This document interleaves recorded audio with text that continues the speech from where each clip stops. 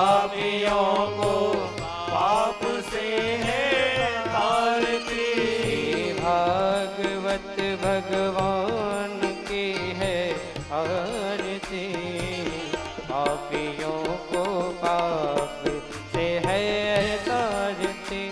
ये अमर ग्रंथ, ये मुक्ति पंथ, ये पंचम वेद निराला है, नव ज्योति जगाने वाला।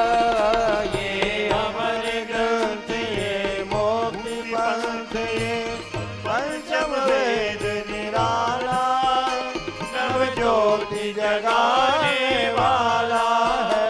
हरि नाम यही हरि धाम यही, हरि नाम यही हरि धाम यही, जग के मंगल की आरती। पापियों को पाप से है तारती। भागवत भगवान की है आरती, पापियों को पाप से है तारती। ये शांति गीत पावन पुनीत, पापों को मिटाने वाला है, हरि दर्श कराने वाला। ये शांत गीत पावन पुनीत, पापों को मिटाने वाला है, हरि दर्श कराने वाला है। ये सुख करने, ये दुख हरने, ये सुख करनी, ये दुख हरनी, श्रीमधुसूदन की आरती। पापियों को पाप से है तारती। भागवत भगवान की है आरती, पापियों को पाप से है तारती। ये मधुर बोल जगपंथ खोल, सदमार्ग बताने वाला है, बिगड़ी को बनाने वाला। ये मधुर बोल भगपंथ खोल, सदमार्ग बताने वाला है, बिगड़ी को बनाने वाला है। हाँ बिगड़ी को बनाने वाला है, हाँ बिगड़ी को बनाने वाला है। श्री राम यही घनश्याम यही, श्री राम यही घनश्याम यही, प्रभु की महिमा की आरती। पापियों को पाप से है तारती। श्री भागवत भगवान की है आरती, पापियों को पाप से है तारती। श्री भागवत भगवान की है आरती, पापियों को पाप से है तारती। पापियों को पाप से है तारती। कर्पूर गौरम करुणावतारम, संसार सारम भुजगेन्द्रहारम, सदा वसंतम हृदयारविन्दे भवं भवानी सहितं नमामि। त्वमेव माता च पिता त्वमेव, त्वमेव बन्धु च सखा त्वमेव, त्वमेव विद्या द्रविणं त्वमेव, त्वमेव सर्वं मम देव देव, त्वमेव सर्वं मम देव देव, त्वमेव सर्वं मम देव देव। जलेनो शीतलीकरणं पुष्पैः देवताभिवन्दनं हस्ताभ्याम् आत्माभिवन्दनं पात्रमध्ये स्तं तोयं भ्रामितं केशवोपरि अंगलग्नं मनुष्याणां सर्वं पापं विपोहति कर्पूरनीराजनं वारार्तिगृहिणं हस्तौ वृक्षाल्य मन्त्रपुष्पाञ्जलिः। हरिः ओं यजनेन यज्ञमयजन्त देवास्तानि धर्माणि प्रथमान्यासन्नो ते हनाकं बहिमानः सजन्त यत्र पूरवे साध्याः सन्ति देवाः सेवन्तिका बकुलचम्पकपाटलाब्जये पुन्नाग